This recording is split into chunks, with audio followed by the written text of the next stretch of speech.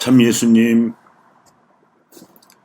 오늘은 7월 2일 연중 제13주간 화요일입니다. 세상살이의 위기에서 살아남기에 대해서 강론 말씀을 드리겠습니다. 오늘 독서는 하느님께서 죄악이 창궐했던 소돔에 내리시는 심판 재앙에서 롯이 살아남을 수 있었던 이야기를 들려주고 있고, 복음은 갈릴레아 호수의 큰 풍랑에 일어 죽게 된 제자들이 예수님 덕분에 살아남을 수 있었던 이야기를 들려주고 있습니다. 독서와 복음의 공통 주제가 위기에서 살아남는 지혜입니다. 롯이 살아남을 수 있었던 이유는 그가 하느님께서 부르신 아브라함의 조카였기 때문입니다. 그래서 하느님께서는 아브라함을 기억하시고 롯을 그 멸망의 한가운데에서 구해주셨습니다. 또한 큰 풍랑을 만난 제자들이 살아남을 수 있었던 이유는 함께 그 배에 타고 계셨던 예수님께서 바람과 호수를 꾸짖으신 덕분입니다.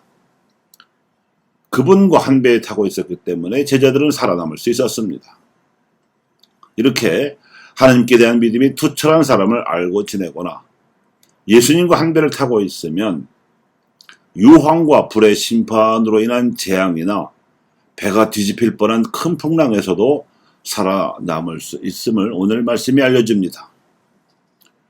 그래서 독실하게 믿는 사람과 잘 알고 지내고, 더구나 예수님과 한 배를 타고 있을 수 있는 비결이 위기 극복의 열쇠입니다. 그렇자면 당장의 위기만 모면할 수 있는 스킬이 아니라, 테크닉이 아니라 우리가 지닌 성품과 습관이 그런 사람들이 우리를 신뢰할 만해야 합니다. 이는 리더십이 아니라 이와는 구분되는 일종의 팔로워십입니다. 얄팍한 처세술과는 차원이 다릅니다.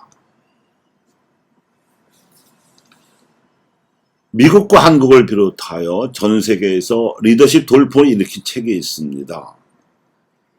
성공하는 사람들의 7가지 습관이라는 책입니다. 이 책을 쓴 스티븐 코비는 독실한 몰몬교 신자였습니다.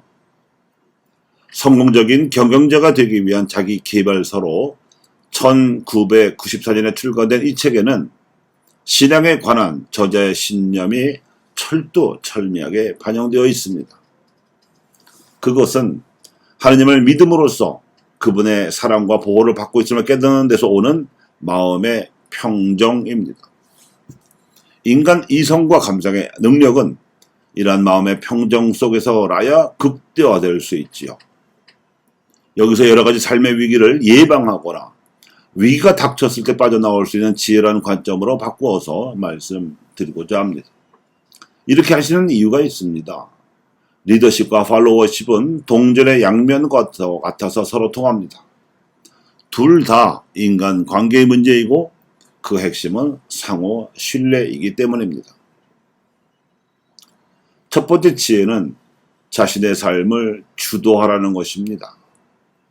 마치 창세기에 나오는 요셉이 자기 탓 없이도 숱한 위험에 떨어지지만 아버지 야곱으로부터 물려받은 신앙 덕분에 어느 한순간도 하나님께서 자신을 보호하고 계시다는 믿음을 버린 적이 없었기 때문에 위험에 떨어질 때마다 극적으로 기회로 역전시켰듯이, 이 지혜는 하나님께서 나보다 더 나 자신을 알고 계시고 따라서 내가 처한 위험에 있어서도 벗어날 수 있는 길을 이미 마련해 놓고 계심을 의심하지 않는 태도를 말합니다. 두 번째는 끝을 생각하며 시작하라는 것입니다. 항상 처음에 품었던 목표를 명심해서 시작하고 추진하라는 뜻입니다. 관뚜껑에 못이 박힌 후에 세상 사람들의 내뱉을 평판을 예상해서 처신하라는 것이지요. 예수님께서는 세상 사람들의 평판보다 더 엄정한 최후의 심판을 분명하게 예고하셨습니다. 세 번째 지혜는 소중한 것을 먼저 하라는 것입니다. 급한 일부터 하려 들 것이 아니라 사실은 중요한 것부터 우선순위를 정해놓고 평소에 준비를 해야 한다는 뜻입니다.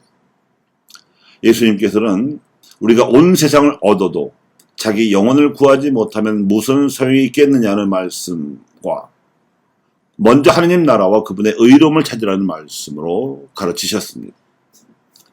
네 번째 지혜는 쌍방에 도움이 되는 해결책을 추구하라는 것입니다. 그 어떤 궁지에 몰려서도 서로에게 도움이 되는 제3의 해결책은 반드시 숨어 있습니다. 하나님께서 숨겨놓으신 이걸 찾으라는 겁니다. 박해를 당할지라도 성령께서 무슨 말을 어떻게 할지 알려주신다고 예수님께서도 말씀하신 바 있습니다. 다섯 번째 지혜는 먼저 이해하고 나서 그 다음에 이해시켜라 하는 것입니다.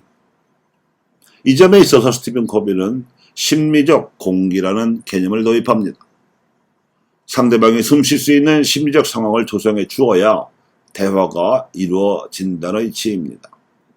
먼저 들어보고 수긍할 수 있는 점부터 말해주면 이해시키기가 훨결 수월합니다. 예수님께서도 바리사이들이 당신에게 올가미를 놓아 궁지에 몰려고 작정하고 나서 까칠한 논쟁을 걸어오면 먼저 그들에게 질문부터 던지셨습니다. 여섯 번째 지혜는 시너지 효과를 내라는 것입니다. 혼자서 달성할 수 없는 목표를 위해서는 평소에 잘 관리해 둔 인간관계를 활용할 필요가 있다는 뜻입니다. 예수님께서도 영양 집사를 칭찬하셨는데 그것은 그가 불의한 처신으로 쫓겨날 뻔했지만 주인의 고객을 잘 관리하여 오히려 주인의 덕망을 높여주었기 때문입니다. 마지막 지혜는 끊임없이 쇄신하라는 것입니다. 마치 커다란 나무를 벌목해야 하는 사람이 끊임없이 톱날을 날카롭게 갈아두지 않으면 안 되는 것처럼 몸과 마음과 혼을 쓰기도 해야 하지만 충전하기도 해야만 위기에서 벗어날 수 있다는 뜻입니다.